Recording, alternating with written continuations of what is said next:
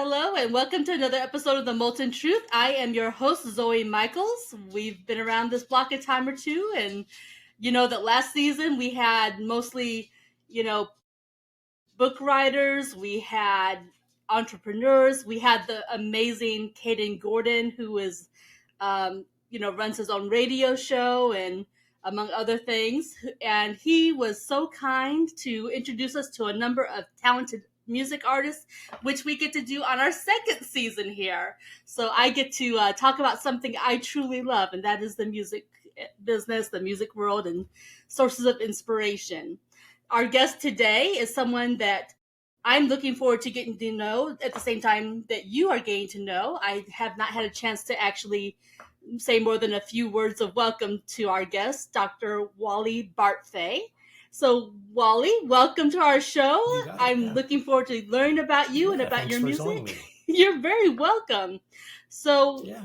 I'm just curious Thanks, Zoe. Thanks for having me. about your journey. Well, let's begin when I was about, I guess, 8 or 9. Okay. I started to put on free concerts, do some charity work in my community, which was Chateauguay, Quebec, where I used to live. Now I live in Oshawa, Okay. Ontario, which is about 40 minutes east of Toronto. And I'm a retired professor of health sciences and former associate dean here at Ontario Tech University, which is about a 10-minute walk from my home here. Nice. And so I retired a little while ago.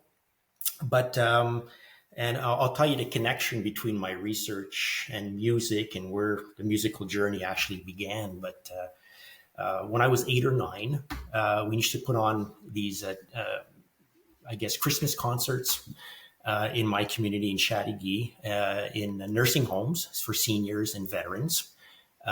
With my sister Kathy and my cousin Irene Bellin, and my mom and aunts would bake cookies and Christmas cakes and so forth, and it was a great experience. I really enjoyed giving back to community, especially around the holiday season where veterans and seniors are ignored. So those were my first, I guess, public, if you want, performances way back when.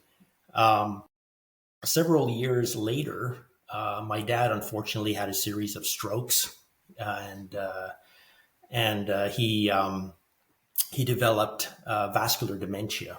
There are over 100 different types of dementia. Alzheimer's is the most common. Sure.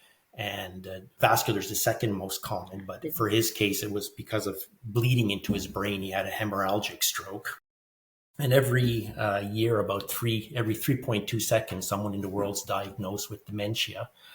And there's about 10 million new cases diagnosed every year. So it's a real huge problem that's growing globally.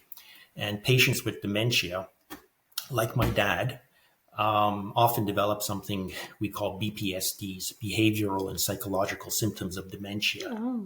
And they're things like hallucinations. They can become agitated and very, very aggressive, and so forth. They become very depressed.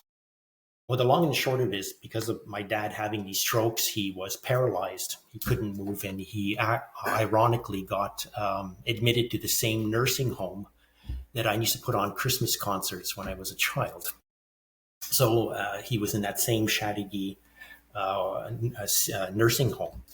And one way that to deal with the BPSDs, when he became agitated and so forth, is I used to sing him old folk songs that we used to sing up in the cottage around the campfire. And these would calm him down. And but this wasn't my first clinical experience with music as medicine. Back in the 1980s, I was doing a clinical rotation at the Douglas Hospital. It's near Montreal. And there was this 79-year-old lady who I was reading her chart, and she was an old high school piano teacher. And her daughter was there with me, and we wheeled her out. She was in a wheelchair to a common room that they had for patients. Mm-hmm. And there was an old stand-up piano, and I placed her hands on it. And after about 5 seconds or so, she started to play. And before, she was very disconnected. Her head was down. She was very disconnected she had advanced Alzheimer's disease. And music really was like flicking on a light switch. Yeah. It turned her mind and so forth. And if we do CT scans of patients with dementia at rest, and then you play some familiar song from their past, music engages many parts of the brain, the temporal, parietal, cerebral, limbic systems. They all light up like a Christmas tree in the brain. Right. So I was intrigued with music, and I often used music in my classes as well. I was known as the rockin' prof. Students, because this happened about maybe several decades ago. But for example, if I had a lecture to give about neurology, I would come in, and I like to do this very early on in the semester, and they expect the professor to be wearing a suit and a tie and what have you. And I would come in wearing jeans and cowboy hat and so forth. And I would take out my guitar and play a song. Nice. And then I would talk about my dad having dementia and how it would calm him down, and how we could use music. Has many applications. Absolutely. And so there was always a connection there. So it was a great way to break the ice with the students, but also to introduce, some of a personal level, how music has shaped my own research and so forth. Absolutely. And when I was associate dean, I had a chance to create something called the Clinical Demonstration Unit. There's a hospital in Whitby, which is just across from Oshawa, just right next door to us, called the there is a basically it's a psychiatric hospital, and we created something called the Clinical Demonstration Unit with nurses and psychiatrists, and we had various graduate students, and we wanted to look at non-pharmacological interventions instead of drugging them up all the time, so to speak, to deal with these BPSDs. And we tried things like there was light therapy, which seemed to help some. In Canada, we don't have a lot of sunlight. We do now because it's still summer, fall. But in the winter, they're often covered up. So we suffer from something called seasonal affective disorder, which is SAD, which is caused by low levels of vitamin D. And when you give their specialized light, it can increase vitamin D and help with depression and so forth. We've tried reminiscent therapy, where you look at old photos or movies or something they may have to stimulate their brain and get them back into that talking. And of course, we did music therapy. And music therapy was, we took these baseline measures and we created these customized playlist for patients based on their own favorite songs by family members and loved ones. And it consisted of 20 songs. Pick 20 favorite. People liked could be gospel, it could be jazz, it could be rock and roll, but it had classical, to be personal whatever to them. They preferred.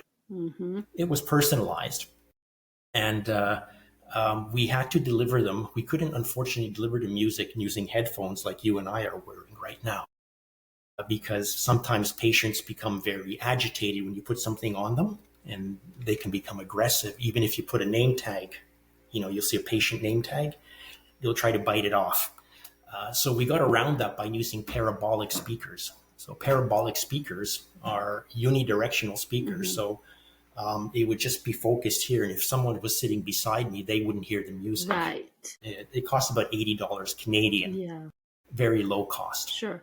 It's kind of thing they would use like at vendor booths, like if you were at a like a trade show. Or at crosswalks, for example. If you hear that beeping at a crosswalk for people who are visually impaired, if you go left or right of it, you won't hear it. But if you're in that crosswalk, you will hear that beeping noise. It's safe to cross. Makes sense. Same idea, same type of technology. Yeah. And we took these baseline measures, and we had a colleague, Dr. Terry Wu, who was from business and IT. And one of his graduate students was also looking at cost-benefit analysis and something called SWOT analysis: strengths, weaknesses, opportunities, threats. And we wanted to look at how often nurses, for example, gave medications to deal with if they were having an episode, an outbreak. These are all costs involved for the hospital and for the care of the patient. So we took these baseline measures, how often it occurred, and then we would administer this music intervention 3 times a week for half an hour. We would monitor how often they were having outbursts during the intervention and also post intervention. Absolutely. The long and the short of it is, we did publish this in a peer-reviewed journal, scientific journal. But the long and the short of it is, music is medicine, I and completely it really calmed them down, Yes. BPSDs. And we're only now starting to look at the benefits of music, or re-examine music and sound and frequencies and how it can be used for various healing purposes. Absolutely. Our very, very first musical instrument was found in Slovakia. It's a place called the Witch's Cave. Okay. And it was a femur, or a long bone, if you want, a femur from a bear. Oh, And okay. it had drilled holes in it. And it was actually the very first musical instrument that archaeologists have found. And it's 40 to 60,000 years ago. Wow. So we were making music, 60,000 years ago. Think about that for a moment. The Greeks used to use music for calming down, to dealing with sleep and anxiety. Their god Apollo was not only, of course, the god of music, he was also the god of medicine. If we look at the ancient symbol for a Chinese symbol, which is 2,000 years old, if we look at the symbol for happiness and music in Chinese character, they're identical. And if you look at the symbol for medicine, there's an extra line on top with 2 vertical lines. That means medicine. So there was always a connection with traditional Chinese medicine, music, and healing. And now we're looking at things like binaural beat therapy and different sounds. Binaural beat therapy, just as a little kind of a quick explanation of what that is. If I have a sound coming through one side of my headphone at 310 hertz, the other one at 300. The difference, if you take away 310 from 300, it's 10 hertz. We can't hear 10 hertz. We only hear 20 to 20,000 hertz, the human ear. But it creates something in our brain called an auditory hallucination. Binaural beat therapies were first discovered by a guy called Heinrich Wilhelm Dove. This was way back in 1939. He used tuning forks.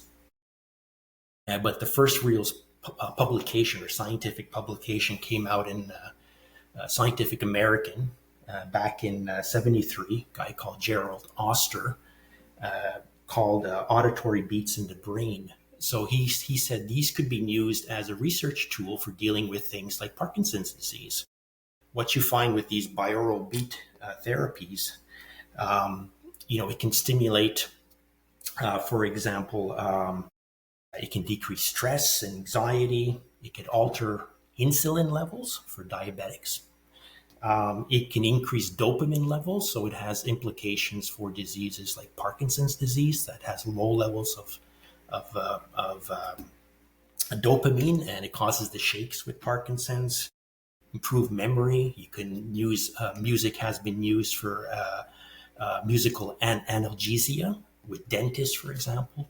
The less or some minor surgeries, you can decrease the amount of pain and analgesics that need to be given, so your recovery is quicker. Oh, that's interesting. And we're just starting now, to look at all these, how music and frequencies and sounds can be used. If you go into your local Walmart, in the baby section, you'll see these white noise monitors, right? And the white noise helps people sleep, helps babies sleep. So there's people who are using what they call white noise therapy. There's brown noise, which is a little bit deeper, sort of like an ocean. People listen to ocean waves. And it has many, many clinical applications that we're just starting to really re-examine now. Some people are using frequencies. There's a gentleman, Zimmerman, for example. If you take a certain frequency of hertz, where between 100,000 and 300,000 hertz, you can shatter leukemia cells. So we're just starting to look at these applications. It's very, very exciting. So that's kind of how I got into music, where I started to look and started to do some research into music. But I'm also an indie artist. I've had four. I was on the world indie chart list and Euro indie chart list. I have four number one hits. Cool. You're My Beautiful, Cherry Hill Gal, Little Sunshine Gal, and Wrote This Song to Say Goodbye Girl. And my latest one with Stephen Wrench, who collaborated on these songs with, it's called Ripples of Time. And that's number 15 right now on the Euro Indie chart list. Very. So that's a little bit of background. So yeah, I like to write. I'm a singer and songwriter. And I like to do charity work if I have an opportunity. I've done some work with autism, Kids for Autism, and Make-A-Wish Foundation with Gordon Ramsay. Did a little bit of work there. Nice, very nice. Played some of my songs and so forth. So yeah, I enjoyed that. Yeah, so that's very cool. So the songs that you write, are they inspired by your research, or are they inspired just by life, or these songs that are like these on the European chart? I'm just kind of curious about those. Yeah, well, some of my life experiences or something that you come across. Ripples of Time, from the newest one, for example, tells a story about Hollywood and the whole Hollywood culture. It's, people in our society really worship youth. And once you get old, they start to, we're not worth as much, so to speak. We devalue older artists and so for older and actresses. So it tells a journey of someone who was on sort of this walk of famer, and she starts to rely on alcohol, unfortunately, and ends up taking her own life at the end. Just can't deal with it because it deals with a very dark topic, if you want, suicide. But it's sort of a social statement as well. You're My Beautiful, which hit number one as well, was a song to my wife that I wrote. Nice. She's a 10-year breast cancer survivor, so I wrote that for her birthday. So these are just two examples of how things in your life could, influence your song. Absolutely. Summer of '85 was a song I wrote. I was looking through an old picture album, and you come across some old pictures, and you kind of wish I can go back to the summer of '85, which was a great time. So hence, summer of '85. Absolutely. So you get inspired on many different things. But I'm a country rock artist. Okay. That's what I am. Yeah. I was wondering about your genre. So country rock is what you prefer. It's interesting about music how, even though we can't literally travel through time, music does have that capacity to at least mentally let you time travel. It really can take you back to those moments. Well, there's always a song, where that's right. There's always a song from our youth or something. Like when I hear Stairway to Heaven, like we don't write down the words. This is really interesting for these long, lyrics, or Highway to Hell, or whatever the song you're listening, AC/DC. Yeah. And we never write down the lyrics, but we know them. True. And we know them, verbatim. 70, 80, 90 years. You can ask someone verbatim, because one of the last memories to go in our mind is actually the music memory. Yeah. People with Alzheimer's disease and different types of dementia, which is in the case of my dad, for example, sometimes forgot who my mother was, who went to visit him almost every day. Yeah. When he was at the nursing home, and brought him, home cooked meals and snacks and what have you, and took care of him, would shave him and so forth. But sometimes he would be very confused, and he wouldn't even know who she is, and that was very disturbing. You don't forget music. Music is one of the last memories to go. First, our short-term memory goes with dementia, and then our long-term memory. But that's one of the last memories to go, is music. Like I mentioned, that patient playing the piano in Montreal. Didn't forget how to play piano, even though she had dementia for 15, 20 years. Exactly. When you were describing that, it reminded me of a movie I saw. It's probably 15 years old or better now, but the movie The Notebook. Do you remember seeing that movie, or have you ever heard of that movie?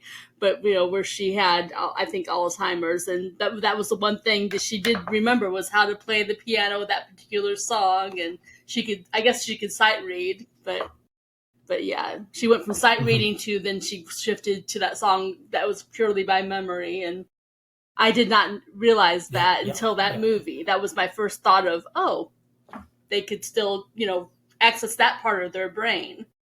But until that movie, I had not Hmm. realized. But, um, it was really only this year myself that I thought of music as medicine. I never realized it as far as like dealing with things like leukemia or things like that.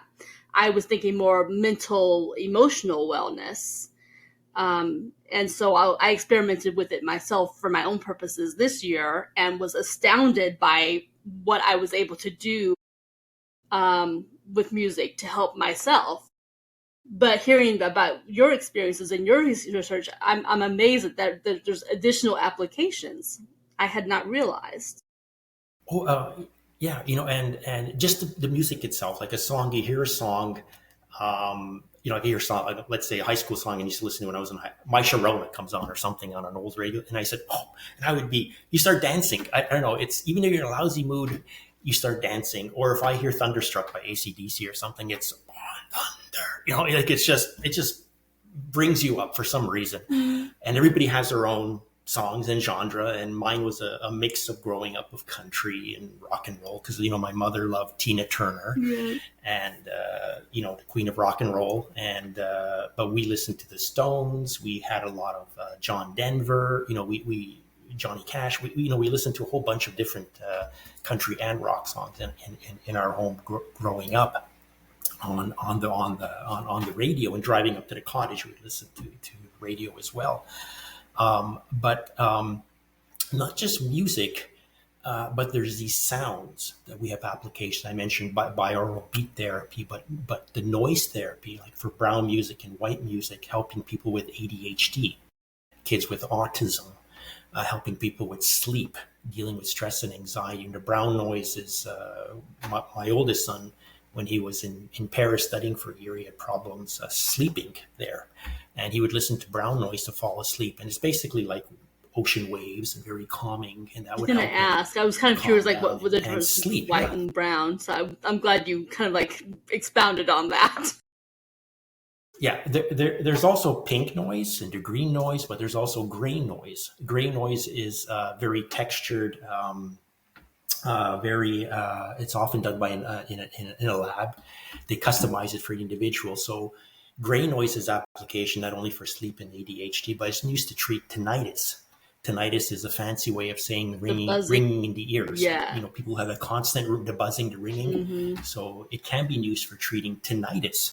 But I also mentioned like this binaural beat therapy, what we're finding, for influencing physiological changes in the body, like insulin and dopamine levels. That has huge potential, clinical implications. And my own research with dementia and music, instead of taking a medication, basically just knocks them out. This is a much more I guess it improves their quality of life and so forth. And we don't have to always over medicate these patients. We can give them something back where they can enjoy in their, in those final years of their life or final months of their life. Look for these non-pharmacological interventions that we're just, this is all in its infancy right now, but it's something that has been around, like in Chinese medicine. I mentioned the Greeks used to do it. In different cultures around the world, have been playing music and using it for healing. First Nations people in Canada and in North America have been using, beating, rhythmic beating, which for years and years, for not years, for hundreds of years, literally. And we're just getting back to understanding physiologically and psychologically and socially some of the benefits of music. Music is not just for listening when we're driving in the car. Exactly. Although that's probably where we listen to it the most, right? It's so true, though. So, is this part of what you continue to study through the university, or is this a hobby interest for you, kind of on the side? I don't know if you're retired or if you're still actively a professor. I'm we're getting to know you here. Well, yeah, I retired in August of 2024, but I still do research related to the history of music. I'm very interested in, and some of the applications. Looking at that, and you know, trying to see what's out there, and not only music but sound and frequencies that we can use for various applications. When we look at different, I mentioned that research with cancer cells, leukemia at 100,000 to 300,000 hertz can break it up. We know that things that shake, when something starts to resonate at a certain frequency, even in nature, can destroy certain things. The classical example there is in the Coma Narrows Bridge. You may have heard of November 7th, 1940s. This was a bridge made of concrete and steel, a suspension bridge.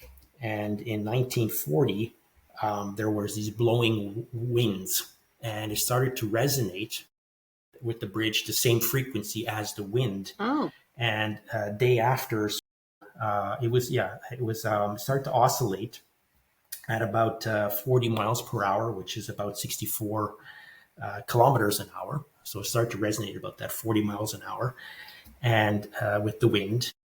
The day after it was built, it collapsed. Boy. So you can take something that's steel and concrete, and just with oscillating with the frequency, you can collapse steel and concrete. You said it was brand new. Look at day after. Yeah, it was brand new. Oh my goodness! Yeah, something like a day after. It started to resonate in 1940. I know the date, November 7th. It was called the Coma Narrows Bridge. You can Google that. I may have to, because I mean, suspension bridge. That's just shocking. I may have to, just because I'm shocked by that. Such a story that a new bridge, and then have that happen and so quickly, and yeah, I may have to look that one up. Yeah, you could also use sound in the lab to basically to make things like take a drop of water, for example, and gravity pulls on everything. But using certain frequencies, you can vibrate between those frequencies, and not gravity won't. You could levitate. In other words, water, even some large stones and so forth, and objects have been levitated using sound in different frequencies. That's one of the hypotheses for this ufologist who claimed that how the pyramids were built, for example. They said it was built using sound, which is interesting. Well, that's theory on certain frequencies. Yeah. Oh, yeah. Well, yeah. But these are all in its infancy, using sound and frequencies and music. The applications of it. Certainly interest me, and of course songwriting now is one of my passions, and it was really discovered or rediscovered, I say, for myself during COVID. Yeah, time. Because here in Canada we had the lockdown, mm-hmm. and we weren't allowed to give in-class lectures, so everything was online, teaching online, with the exception of a few labs. We had with very controlled number of students in the lab. For nursing students, for example, and med lab students were allowed, but to do their various required sort of practices on computerized mannequins and what have you, where you can intubate them and do CPR and simulate various conditions using a computer. Before they actually practice on a patient, they would practice on these mannequins. So It was very controlled, but 98% of the teaching was done online. And being at home, I dusted off one of my old guitars downstairs, got some new strings, and started to write again. So there was a gap. In my 20s, when I was at university, I would play in coffee houses with a buddy of mine, Danny Arsenault. And, we would play just for fun, or a couple bucks here and there when we were going to college, free meal, or try to impress some girl in the audience or something. Why not? Yeah, but why not? That was it. But then I music kind of disappeared for a little while until COVID came back. because life got busy. It does. Kids and work and research and what have you. And I was doing various directorships, and the associate dean kept me very, very busy at university. True. But during COVID, I had a time to sit down and write again. So, or took some old songs I started to write, and I had some notes in a binder and I took it out, and I have like 80 to 100 songs and started to rewrite them. That's a lot of songs. And I basically, started to rediscover music. Because sometimes you write a song, it might take you half an hour, and sometimes it might take you weeks. Depends on how inspired the song you're feeling, and what you're going for, and how you're reworking it, and you're reworking it, and this is not quite right, True. Something's missing, or you want to add something. Yeah. There was a song called "A Little Sunshine Girl" we wrote with Stephen Wrench, for example, and it has to do with going to the beach. Mm-hmm. It's a story about a guy who drives down from South Carolina, goes to Florida Keys, spends the day in the Florida Keys with, perfect day on the beach with the perfect girl kind of scenario. Mm-hmm. And, we wrote the song, and something was missing. We tried everything. We tried Scottish bagpipes. We tried everything. There's so many instruments to choose from. It was, and it was steel drums. And I said, we finally did steel drums, and it worked. And I said, that's what was missing. We needed a little bit of that Caribbean that kind vibe. of flair in the song. Yeah. That beach kind of, we needed that steel drum sound. Something was missing. So, that song took a long time. Absolutely. Other ones, half an hour. It could be half an hour. I get you, though. Or less. On a napkin, in a restaurant, you just... True. Well, it is. It's a lot of trial and error, trying to get the right lyrics and then find the sound to match what's in your head. And sometimes you don't know what the sound is until you hear it. I tinker with music. I will never be an actual music artist. I don't qualify. I won't ever be a music artist. But I do stuff for my own entertainment. Never's a long time. It is. I have zero musical talent. I can just tell you that. But I use AI music generator to help me kind of visualize and get where I want to go with what I have. And so a friend of mine had done a public speaking assignment and had used this illustration about taking a flight that just was 1 degree off course. So they missed the island of Hawaii, and they were kind of lost kind of in the ocean, which then led to this idea of a flight to paradise and so on and so forth. And I did so many variations, and like you I was like, okay, where's this sound that I'm looking for? And I tried steel drums, it didn't quite work. And I tried this sound, and I tried this sound, that sound. But thank goodness for AI, because I could do that a lot faster than you were able to do with all your experimenting. But my song will never make the radio or any Spotify's. My song is just for my pleasure. But and there's nothing wrong with that. You don't always have to write a song to get it on the radio or Spotify. It's just for your own, or for your family, or sit around, outside on your balcony and sing to the birds. Like it's just for yourself, as long as it makes you happy. Well, exactly. And it gives you pleasure. Exactly. That's the critical thing about music. And the thing about music, it's universal. It doesn't matter what language you speak. Yeah. I'm in contact with many artists from all over the world, Japan and Africa, and you name it, Europe. And we don't always speak the same language. It's Google Translate, for everything. Yep.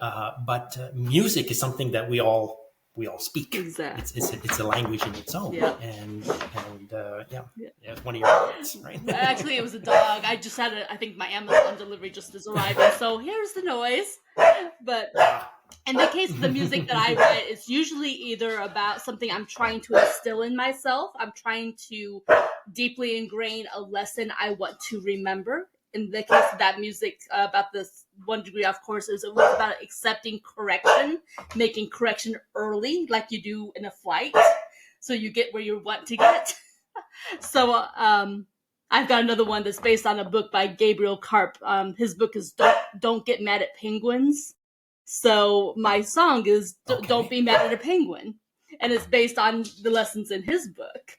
That it's not worth getting mad at a penguin because it can't fly. It doesn't have the capacity. Why are you going to get mad at something that simply can't do something it wasn't designed to do? So, like I said, my songs are for me, but they're usually for the point of drilling down something that I really want to deeply instill in myself. It's emotional intelligence homework for me. So, Well, it's been said that everybody has at least one book in them and at least one song. Well, there you go. So everybody has at least one book and one song, right? So there you go. There you go. Yeah. But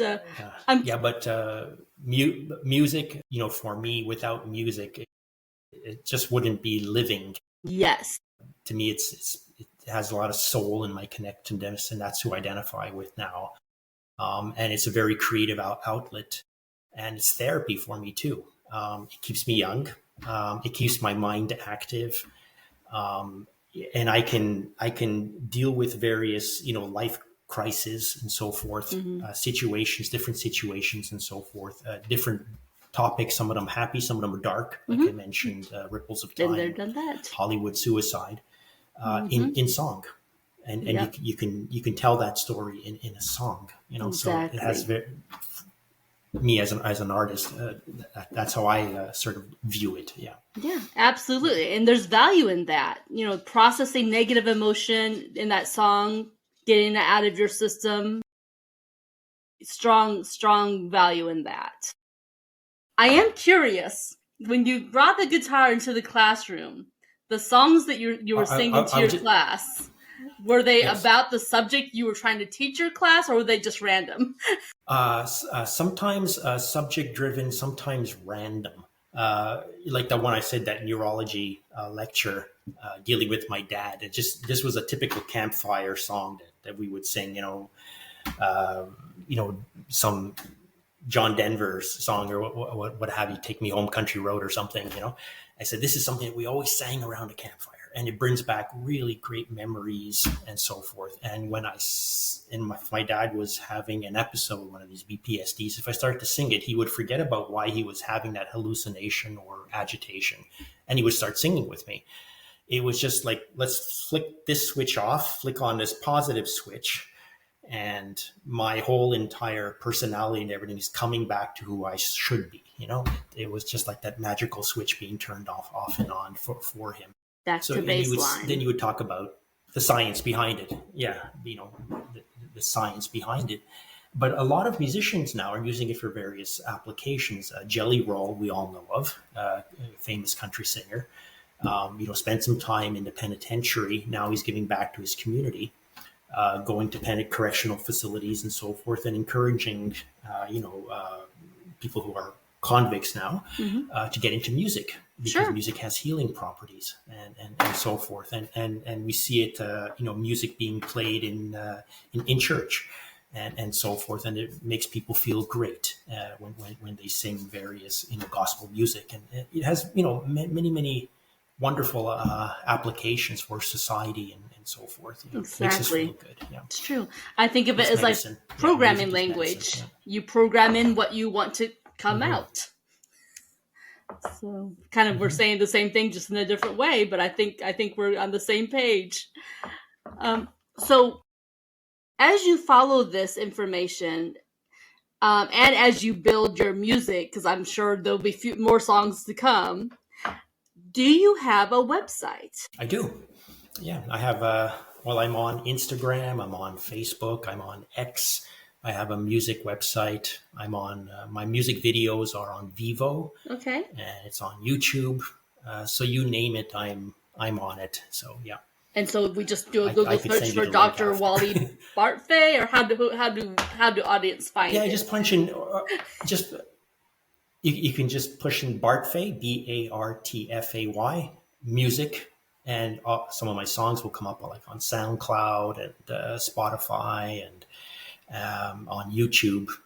So if you just punch in Bartfay Music Productions or Bartfay Music. Okay. If you punch in Bartfay Lectures, then my lectures, some of my online lectures will come on. And there's a little bit related to music and medicine there as well. So find it. Yeah. So I have to say, if There I'm might be looking some for other you, lectures too, like it. it'll be for both. It'll be looking for music, but I'm going to be far more interested also in the lectures. I'm going to be like, okay, what's new in this medicinal world of things? Because my day job tiptoes into the medical world also, so I'm very interested in both those things. Oh, really? Okay. Yeah. I have 0 degrees, no qualifications. I am not a medical professional, but I'm on the edge of the medical profession, so I'm involved. Just I am not qualified to give any medical advice, but I'm definitely on the edge of being involved in people's medical care. So definitely an interest. So I didn't have a chance to forewarn you about this, so I'm going to be catching you off guard with this. I had watched this podcast, very much so. This is going to be out of left field. But I had watched this very brilliant interviewer back during the summer who does all just medical podcast. And when I saw his podcast and what he did, I thought, that's brilliant. I am going to do that from now on. And I have ever since. He has his previous guest provide a question for a future guest, just a random question for the future guest. So I have a question from my last guest, and then it'll be up to you to leave a question for the guest who comes after you. So the question that I have for you is, let's see, I think we're going to ask you this one. What advice do you have for up-and-coming musicians, and what's been your biggest challenge? Yeah. Myself, I never thought I would make it on a radio station, to tell you the truth. I never thought I would hear my songs being played around the world, which is a really humbling experience. I thought I would just be, maybe at a bar or in a tavern or, some charity or hospital that I'm playing at, would be listening just to people in the audience. A lot of people in music are worried about exposure, and there's over 100,000 songs that are uploaded every single day on Spotify and YouTube. It's just the whole area is saturated. So how do you stand out? You stand out with your music. There's a lot of I would call it cookie cutter songs out there. Songs that you listen to one song, you listen to 10 songs. I'm not saying there's certain genres and so forth, but I'm not going there. But they sound a lot the same. And in order to stand out, you need to do something besides that cookie cutter, something that connects with other people. So often when you write songs, write from your heart, write from your own experiences, because there's going to be hundreds, if not thousands or hundreds of thousands of people who have gone through those same experiences, be it positive or negative, on that full continuum, on that full spectrum. And when you write from the heart, then you make the connection, and that's how you make the connection. It's not through flashy gimmicks and what have you, explosives and fireworks and what have you. It's making that personal connection with your audience. That's the trick to making it in music. At least I would argue. And from my own experience, when I see that people writing back, I've gone through this too, or a breakup or something in their life, or a hard time, a death in a family, or something. This is the personal connection that your lyrics resonate with them. Yeah. Absolutely. So write from your heart, write from your own personal experience. Don't try to write for the market. Don't follow that cookie cutter, because you won't stand out. There's too many cookie cutter songs out there. Absolutely. And if nothing else, I would go on to say that the cookie cutter song, even if it made the 5 minutes of fame on the radio, is not something that's going to endure generations later, whereas something from the heart might last 40, 50 years, 100 years later. Yeah. Well, you name a song like Stairway to Heaven or Hotel California, or some of those classic ones, exactly. that have been written, that people, 50 years ago, people are still playing it today. People are still playing Elvis today. Why is that? Exactly. Because it connects with them, on so many different levels.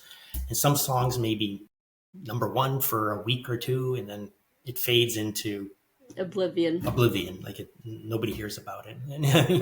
Exactly. Exactly. I agree with you on that. I'm going to ask this one just because it popped into my head. If you could work with any artist, like if you could collaborate, any artist, dead or alive, who would you want to collaborate with? there's way too many You out can only there. choose one. There's way too many. Yeah, Then again, here's a dream team. I'm probably going to go with Eric Church, Eric Church or Luke Combs, both of them. But I also, if I can have an opportunity to work with, like Tina Turner, unfortunately is gone, but sure. Well, we said dead or alive. Pure rock and roll energy. My list will keep going on and on and on. So I'm just going to stop. Well, top three there. Yeah. But in terms of country music, Eric Church would probably be Eric Church. I really like his lyrics, his connection. Luke Combs is an amazing artist. Wilson. I mean, the list goes on and on. Female artists. I better not start because it's going to take an hour to go down my list. But I've had the pleasure of working with Stephen Wrench for these songs, and Stephen's been in the music business for 50, 60 years. He's had 6 Grammy Awards. Produced lots of gold and platinum albums, and he's been a fantastic mentor. So I'll just give a plug to him because I learned a lot from him working with him and so forth. So very cool. Okay. And songwriting, incidentally, doesn't have to be done solo. It can be done collaboratively. And often two heads are better than one. And the other thing about songwriting that's really important is look at a rhyming dictionary. Sometimes it's poetry, right? When you write music. True. So it's hard to get a word that rhymes all the time in your head. But if you take out these rhyming dictionaries, as a musician, every musician should have a rhyming dictionary. That's a good point. Either a hard copy or on the internet, because it helps when you said what rhymes with money, what rhymes with this word, what rhymes with that word, and they'll show you 20 words and say, oh, I can go down this path because I want to tell a story about something, and that word really fits nice, so I can plug that in because you're writing poetry. Music is a form of poetry if you want. I would agree with that. I don't know, completely agree. I completely agree with that. I think people do get bogged down too much into it has to rhyme, but sometimes it's just more about telling the story and then go back and figure out, can I tweak it that where it maybe it needs to rhyme in certain spots, but tell the story. Focus on that part first. But not everything. Tell the story. And then figure out the rest. That's what I think anyway. That's right, yeah. But so I don't know if I've allowed you time to kind of in the back of your mind think about questions. You should allow what? You should put out your song that you think put out for your listeners to listen to, because I'm certainly curious to hear that off by one degree to Hawaii song. I'm kind of interested in that. So you piqued an interest in my behind the scenes. I want to hear that. Yeah. I'll send you a copy via email. Okay. There you go. Did you have, at least in the back of your mind, a chance to kind of formulate a question? And it's okay if you didn't. You can always email me after the fact. But if you have a question for our next guest, I do like to jot it down while it's in my head to ask about it. Yeah, I said what I would ask is, how can music benefit society as a whole? And it's a big question. How can music benefit society as a whole? Because it doesn't matter what ethnic race you are, what religion you are, what political affiliation you are. Music connects people. So how can music connect people that sometimes are not speaking on the same wavelength? That's my question, to make it a better world. Very cool. I like that question. As a whole, yeah. I love it. I love the inside of that. Okay, well, we're going to wrap this up. So thank you so much for joining us today. Is there anything else you want to share with our audience before we let you go? I am working on a new song. Ooh. It dates back to my high school years. It's called Old School Rock and Roll. It's a rock song. I like the sound of it already. Pure rock song. I wrote it when I was 16. And I'm working with Stephen Wrench on it. He's way in Europe right now on vacation. When we come back, we're going to be collaborating on this. So don't be afraid to collaborate. And this old time rock and roll tells the story of a 14-year-old guy. That was me, who got his first guitar. He used to save up money working in my uncle's garage, pumping gas and cutting lawns and shoveling snow in the winter here in Canada. Save up for my first secondhand guitar, and I learned to play it in Outback. Well, in this case, it's a tool shed until your fingers bled, literally, to learn it. And so it tells a story there, and kind of a story. So it's called old school rock and roll. So it has that old school 70s kind of rock and roll feel to it. Yeah. I want to hear it. I definitely want to hear the song. So when it comes out, I want to know about it. If nothing else, tag me on my Facebook, do something. Make sure I see and hear this song. I certainly will. You sure will. Okay. And check out my latest song, Ripples of Time, if you get a chance. Just Bartfay, Ripples of Time. Check it out. Or You're My Beautiful, or one of those songs that I mentioned. Just Google it and tell me what you think. I'm always curious, positive or negative. Yeah. Ooh, which reminds me, let me ask you this, because I only recently learned that I guess there's specific radio stations, and we can vote for like the song. There's like a way to vote for the songs and help you kind of make the Billboard charts. Is there a station we should be watching for? Is there a chart we should be telling people, hey, we love, Bartfay's music? Yeah, well, if you go into Euro Indie Network music chart list, for example, and music and film, with Stephen Wrench is promoting my music globally. So it's on various radio stations, being played globally. But you can vote on for that, for example, the Euro Indie Network music for your song as well. Yeah. Network. Okay, good to know. I'm trying to make notes about this as I'm learning bits and pieces about the indie world when it comes to the music. But very cool. Well, again, thank you so much for joining us. We're going to stop the video, but thank you for being here today. Thank you for having me, Zoe. It's been a pleasure. Yeah. Okay, so we've stopped the video. At least I've